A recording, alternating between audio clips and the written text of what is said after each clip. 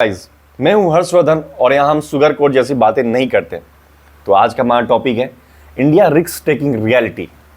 और यहां हम बस रियलिटी के बारे में ही बात करते हैं जो आपको कोई नहीं बताएगा। अगर आपने एक सेकंड भी स्किप किया तो शायद आप मिस कर दोगे बहुत ही इंपॉर्टेंट पार्ट।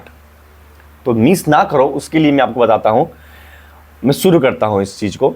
इंडिया में मिडिल क्लास को एक चीज़ सबसे ज़्यादा बताती है और समझाई जाती है कि भाई कभी रिस्क मत लेना, रिस्क से बचो, लॉस से बचो।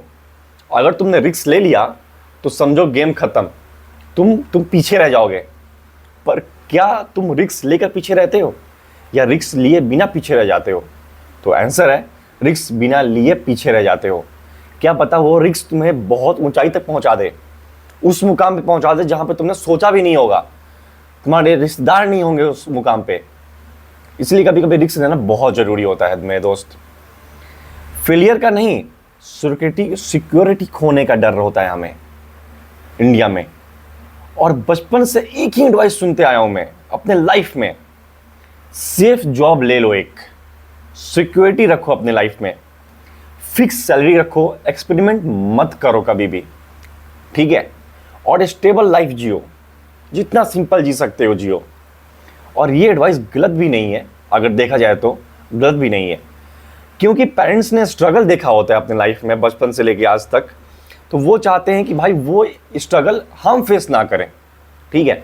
क्योंकि उनके स्टेबिलिटी और सक्सेस इक्वल होते हैं।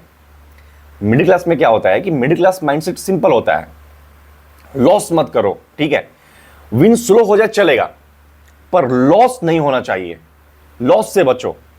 इसीलिए बहुत टैलेंटेड लोग पीछे रह जाते हैं भाई। बिजनेस स्टार्ट करने से डरते हैं वो लोग, वो नहीं कर पाते।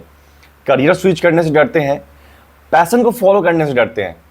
उन्हें डर लगता है कि भाई अगर मैं पैशन फॉलो करूंगा तो शायद मैं पीछे न जाऊं, शायद मेरे जो हाथ में है मैं उसे खो भी ना दूं, ठीक है? उससे लोग डरते हैं वहां पे इंडिया में, क्योंकि उनके दिमाग में एक लाइन स्ट्रक होती है कि अगर फेल हो गया तो क्या होगा, अगर मुझे कुछ सक्सेस नहीं मिला इसमें तो लोग क्या कहेंगे, क्या बोलेंगे वो लोग, जो लोग मैं ढिंढोरा पीट कर आया हूं कि भाई मैं कुछ कर लूंगा इस लाइन में।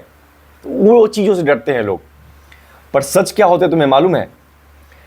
रिस्क अवॉइड करते हैं लोग एवरेज लाइफ एक्सेप्ट कर सकते हैं। मैं एवरेज रहूं, मैं एवरेज ही रहूंगा, मैं एवरेज रह के मर जाऊंगा, ऐसे ही जीते जीते मर जाऊंगा मैं, ठीक है?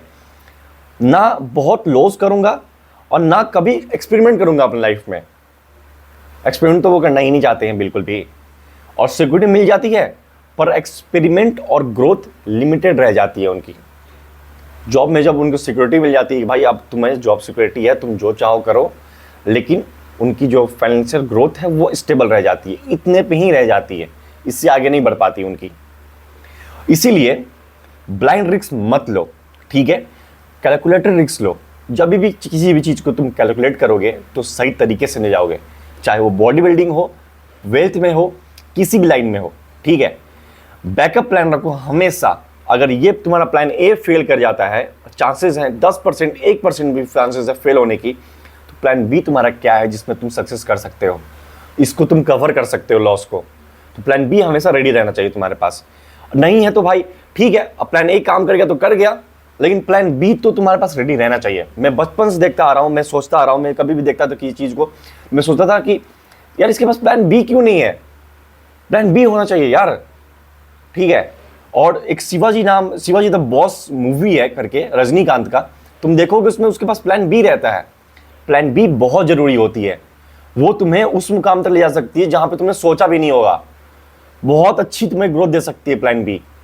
शायद ए से अच्छी प्लान बी हो, पर इसका मतलब ये नहीं कि ए को छोड़ देंगे प्लान बी को करेंगे। तो भाई बी के बाद फिर तुमको सी रखना पड़ेगा, क्योंकि ऐसे ही चलेगा, ऐसे तो चलेगा नहीं। बी तुमने किया पहले, नहीं हुआ तो फिर सी ए पे चलेगा, ऐसे तो नहीं होगा, उल्टा तो नहीं चलेगा ना भाई, सीधा चलेगा ना, 1 A to B, B to C ऐसे चलेगा ना। तो ऐसे चलता है, पर फियर परमानेंट रह जाता है उनका और ग्रोथ स्लो हो जाती है, ठीक है? और ये रिस्क ग्लोरी करना होता है, ठीक है? ग्लोरीफाई।